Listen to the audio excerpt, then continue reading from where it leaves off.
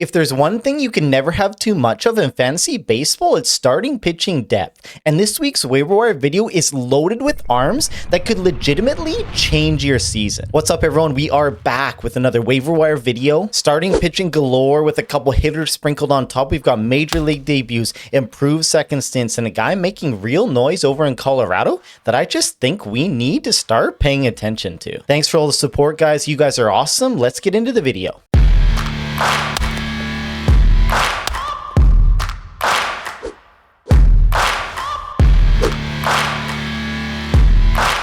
So before I get all worked up and excited talking about J.R. Ritchie, I do think we just need to pump the brakes just a little bit here because there is maybe some potential this could just be a spot start, even though that would just be a highway robbery with the way he just went out and performed in his outing. Also, I do think it should be illegal to start your major league career with a first pitch home run. Big props to him for settling in afterwards. So Ritchie posted a stellar .99 ERA with a 1.03 whip and a 28-13 strikeout to walk ratio across 5 starts in AAA this year. So he was due for a promotion. He earned it, and he did not disappoint. He went 7 strong with 7 Ks against the Nationals, and one of those runs, like I said, was his first pitch of his major league career, which is just so unfortunate. You got to let the kid have one, let him get settled in before you just take him yard like that, James Wood. Come on, bro. But Ritchie does have a deep arsenal, and I mean deep. 6 pitches, a 4-seamer, changeup, slider, cutter, sinker, and curveball. It's a gross kick change too that registered a 52.2 whiff percentage in spring. It's a hard 2-plane curveball at 82 miles per hour and a solid heat that allows all his off-speed pitches to go to work. Overall, it is just a deep arsenal that he can plan to attack hitters in many different ways as long as he can command it well. At 23 years old, there is a lot of potential in that arm, but he definitely got overshadowed, in my opinion, by the other prospect in Atlanta's system, and he maybe flew under the radar just a little bit. The potential downside here, like I said earlier, is there just isn't really room for Ritchie to stay in the rotation with Strider potentially coming back soon. But with this debut being so well, pitching really well, it was almost dominant in a way, Atlanta, I think, just has no choice but to give him another turn in the rotation at the very least. And who knows? Nobody can predict the future. Who knows what happens in the next couple of weeks? We chase upside here, folks. You know it. Let's keep chasing that upside with Ritchie. I like him as an ad right now in all 12-team leagues now. Okay, this one, on the other hand, full steam ahead, baby. Choo choo. I'm hopping on that train. What a debut by Peyton Tolle against the New York Yankees. And I mean, he was dealing. I don't care that he struck out the side in his first inning. I care about what he did in the 4th inning. He loaded the bases. He looked like he was starting to unravel, and then he got himself completely out of that jam with 0 outs. He struck out Stanton. He induced weak contact to Grichuk, and then he struck out Grisham. He did not back down from the moment when some younger pitchers would just crumble with that pressure. I think it's a telling sign about Tolle, about how he's more prepared and more ready for his second start in the major leagues this year. I'm excited. You can hear it, baby. I was just watching it unfold on the TV, and I'm pretty juiced up. So even before his debut and whatever happens in the rest of this game, Tolle is just a kind of talent worth adding in all leagues,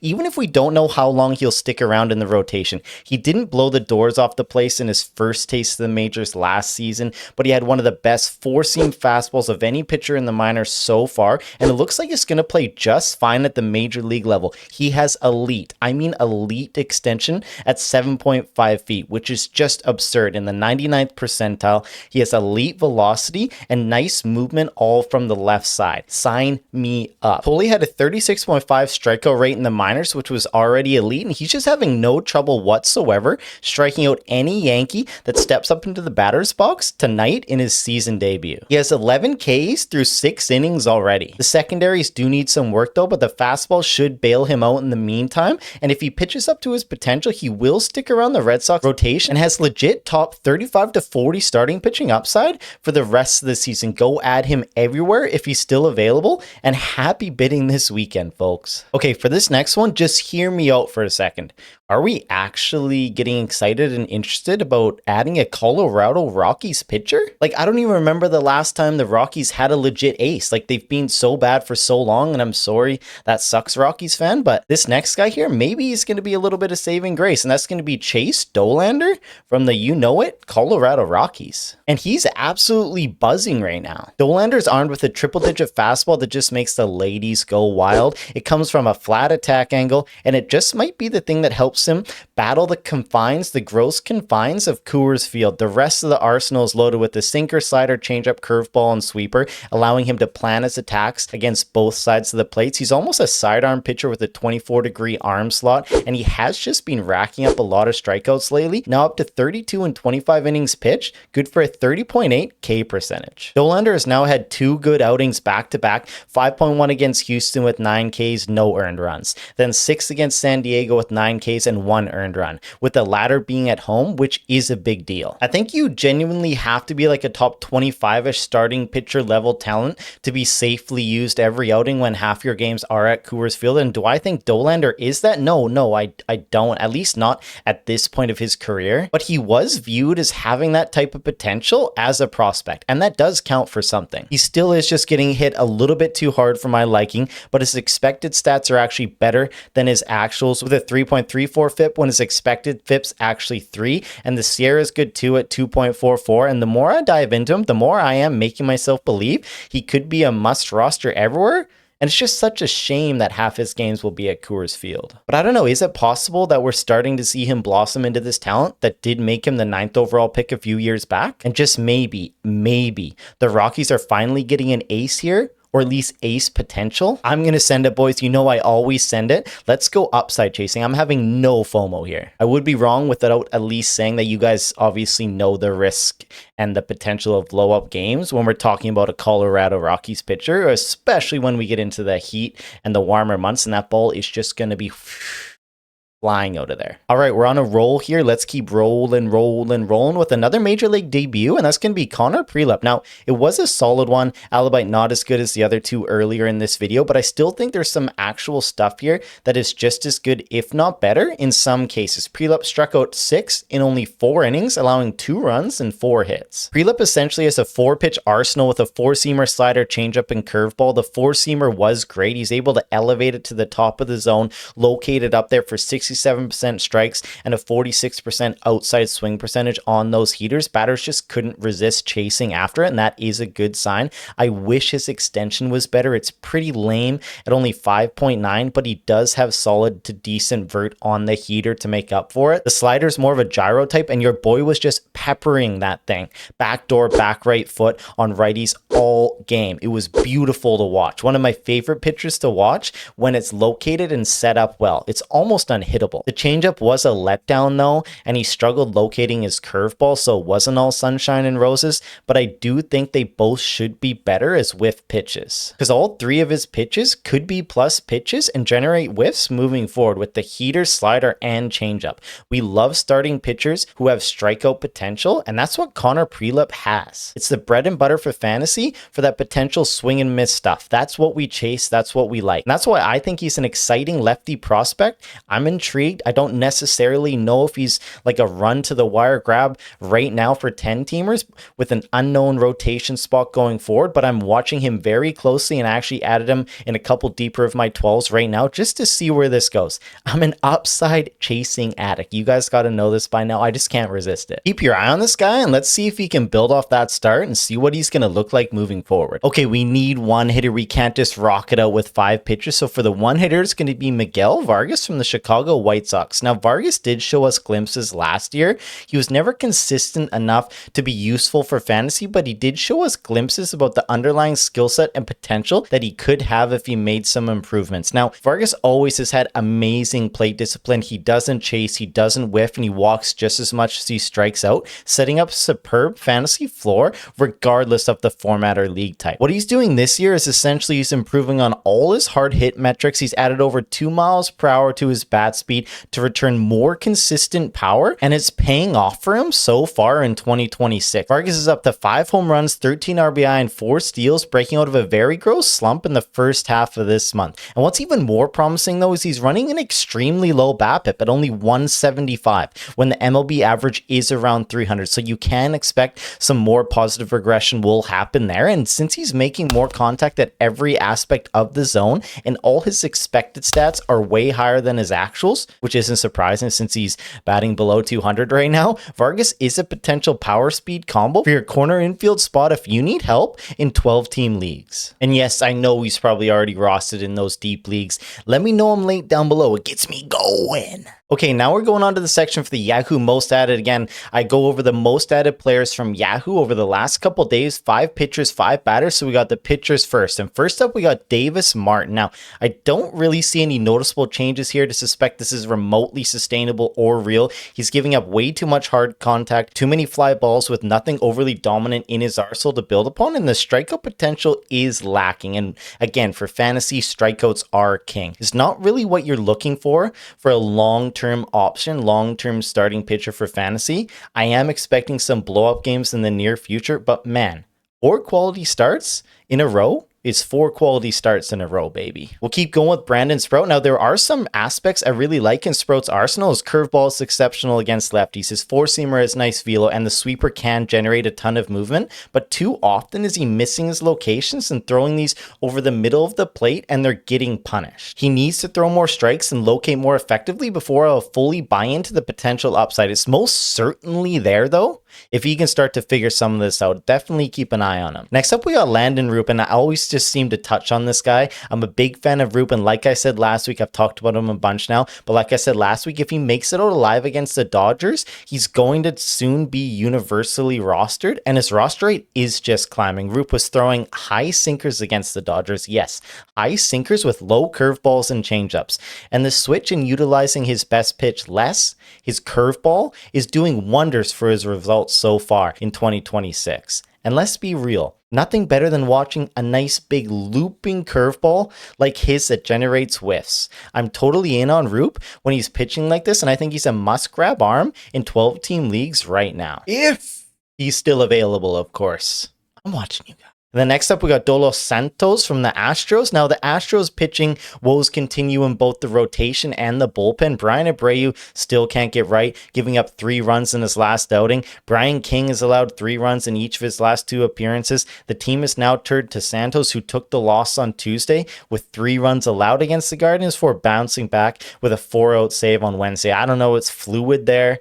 If you're super desperate for saves, you can go chasing, you can go digging in that well over there, but I don't know. I don't have much faith in any of those guys really holding it out long term. We'll just have to see how it goes. It's probably going to be a hot hand type situation in Houston for a little bit here. And then last up, we got Justin Robleski. Now, it's better to be lucky than good, as Justin just continues to get away with it. A 12% whiff rate, 9.8% K rate, low velo, low extension, and he's not an elite ground ball pitcher. That just screams absolute regression, and I think it could come as soon as his next outing against the Cubs. Maybe I'm being too harsh here. Like, are you guys in or out of Robleski moving forward? Let me know in the comments down below. Okay, so that's it for the pitchers. Now let's get into the Yahoo most added hitters. And first up here, now this one was probably just the most obvious breakout pick heading into this year. It was so easy that most people didn't even talk about it because it just felt like cheating. And that's going to be Eldamaro Vargas. Now, the 34-year-old is just absolutely crushing right now, betting an absurd 364 with a 1079 OPS and slugging 697. So if you called this, you were just the definition of a wizard. Vargas is pulling the ball in the air at an astronomical rate at a 30% clip, almost up 20% from the last few years. His bat speed is increased, his attack angle's up. Honestly, I don't know what's going on at all, but I can tell you can just ride it while it's hot, but be prepared for the bottom to fall out pretty soon, because he does have a low average exit velocity, a low hard hit percentage, terrible chase rate, and a 370 BABIP. Regression is coming here soon, guys. We'll keep going with Dalen Lyle. Now, I thought Lyle was more universally rostered this year, so this is kind of surprising to me. Somebody I was into in the preseason, this kid can just flat out hit. He has 3 homers in his past 5 games. He has a 306 expected batting average, a 358 expected WOBA, and he's making a lot of contact with some pop while limiting his strikeouts at 14%. There also is some stolen base potential if he can clean up that aspect of his game, his base stealing path game. I think Lyle is like a must roster in all formats. Next up, we got Nolan Arenado. So it's nice to see Arenado have some success, long removed from those stud fantasy player days of the past. That's long gone, but he has been showing some pop lately, even though all his underlying metrics are not that good. The pull air percentage is his saving grace, as it has been most of his career. I don't think he's matchly backed by any means. A lot of his expected stats are worse than his actuals. I'm not counting on a mid-30s bounce back just out of left field like this from Mr. Arenado this year. You could chase elsewhere. Jose Fernandez, now he's running a pretty high BABIP. He's a contact first guy without a lot of power in his profile. All his expected stats are higher than his actual, and he does have nice bat speed and a spot in the order. He's piling up the hits left, right, and center. I'm fine with it in deep leagues, but I think his fantasy profile is very limited, at least at this point in his career. And then last up, Josh Jung, probably the most added player in the last week or so. So Jung has never really fully put it together. In 2023, his hard hit metrics were just amazing, but everything else was sort of lacking. But fast forward to 2026, the plate discipline has just come a long way for him. He's whiffing less, he's striking out less, he's chasing less. Jung has just always had the skill to be a potentially solid fantasy player. He's making more contact. The barrels are slightly concerning. He's not really barreling any baseballs, but I think that could change. He's added a little bat speed this year. I'm super into Jung for 12 league teams right now if you need corner and field help. I think he's a solid add no matter the format, and let's just hope he stays healthy. Also, do you guys like this section, or am I just wasting my time and am I just wasting your time? Like, do you find it helpful? I think it's kind of nice to go over who's been added a lot. Gives me an ability to kind of touch on some of these players that won't be available in the deeper leagues, but are probably still available in the shallower leagues. So like the 8 or 10 mans out there. Let me know in the comments down below. Again, you're not going to hurt my feelings. If you hate it, let me know you hate it and I'll stop wasting my time and your time. But if you love it, I'll keep going with it, man. Let me know. Okay, and then it's recap time, baby. I know my nuts are still a little sore from last week. I know Bailey had an absolute blast chucking a ball at my nutsack like that. That hurt. I'm hoping we don't have one this week, so let's dive into it. It's going to be my waiver wire video from last week, April 17th. So first up, we had Mick Abel. Now pour one out for my homie, man. Had 2 unbelievable starts, and then out of nowhere, out of left field, elbow inflation. Hit the IL. I'm still holding, but I get it if you can't. Louis Varland, Hoffman blew up again a couple times. Varland had to come in and save the day. The one thing though, I think Schneider still is just kind of like too horny to use Varland in any super high leverage situation that he wants because he trusts him so much instead of just having to save him for the 9th inning. So I feel like that's the reason he's not simply just handing over the reins to Varland, because you should have done so already, at least in my opinion. Angel Martinez, now like I said, I was skeptical because of the track record and some underlying metrics, and he's just completely went ice cold. He could just be another flash in the pan type guy to start the year, and hopefully you didn't blow your entire fab budget on him. Sometimes these risks just don't end up panning out. Sam Antonacci now got his first big league home run, even though it was the little league variety type inside the park. Congrats to the young fella on that. I'm sure there'll be many more in his career. He's going to be an OBP king, so an OBP league, I still think he's very useful for 12-team leagues. You'd like to see him be a bit more aggressive though. I'm still in on him because I like the potential, but he does have to start playing better and start picking up stats in the near future here. Dylan Dingler still mashing. Underlying metrics are still great. I'm still fully in on the 2-finger Dingler. And then Yasin Dominguez and Anthony Volpe, nothing's changed. Volpe is close to returning. I still like them both. And then Big Mo is the deep league ad. I love this guy. If he could just somehow find